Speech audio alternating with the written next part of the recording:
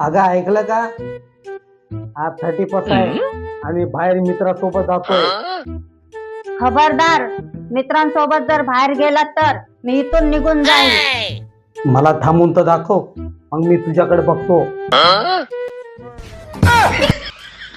कसं माहितीये का,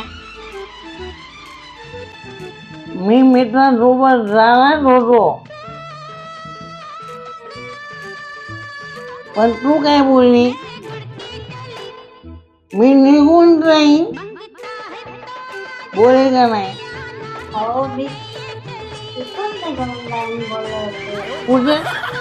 इथं. इथे हा. हे रूम मध्ये आपलं दोघांना पेलं.